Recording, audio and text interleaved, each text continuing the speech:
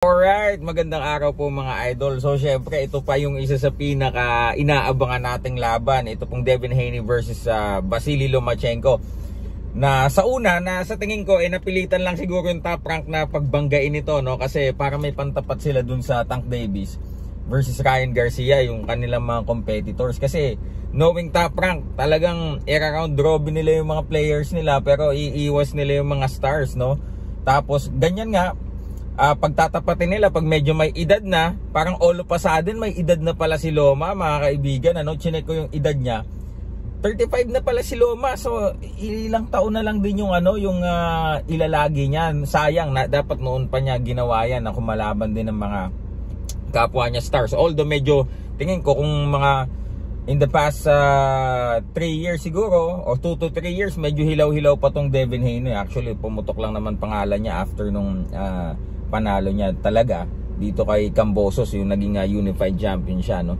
Well, sa aking palagay mga kaibigan, Loma no doubt mahusay pa din talaga, no? Pero he was exposed by Teofimo Lopez, and the fact na 35 years old na po si Loma ngayon, ang aking pong prediction sa laban na yan mga kaibigan, Devin Haney of course will do his thing again. I know some of you guys will not be entertained sa style ni Devin Haney kasi malafloy, di ba? So susuntok sa distansya, pag nakalapit yayakap. Yun. So alam nyo naman na yung mga ganyan. Yung iba hindi na-appreciate yan, yung beauty ng ganyang klase ng boxing, yung hit your opponent while not being hit. Yan. Yung mga style nila sa Shakur Stevenson. Ayaw yan ng mga isa tayo mga Pilipino, ayaw natin yan yung mga ganyang estilo. Ayan, si Super Sam. So tinatapos ko lang tong content ko. So yung mga kaibigan, sa aking palagay, Devin Haney will win this fight by decision, no? Siguro split decision or unanimous decision kasi nakita naman natin kung paano niya minanhandle din itong talagang napaka-bruskong si George Kambosos, na talagang wala ding panama yung tumalo kay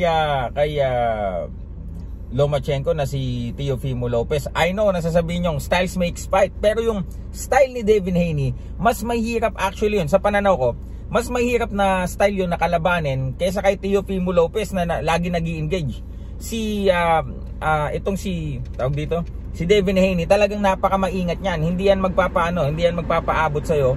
Ita-touch ka lang niya, tapos aalis o kaya mag-clinch, at napakahaba po ng range ni Devin Haney. So men, kung hindi kayo sang-ayon sa akin, let me know, comment down below. At kung sa tingin nyo si Loma, i-comment nyo dyan bakit si Loma ang sa tingin nyo mananalo. At kung gusto nyo magtalpakan, maglalagay ako ng talpakan link dyan sa baba. So yun lang mga kaibigan, para sa akin, ang talpa ko dyan ay para kay Devin Haney. Kung so yung ibang mga vloggers dyan, boxing vloggers, hindi sang-ayon sa akin, di talpa ka na, di ba? Para sa akin mga kaibigan, mananalo si Lomachenko kung medyo maaga-aga nangyari to, no? Pero ngayon, I think age will be a factor.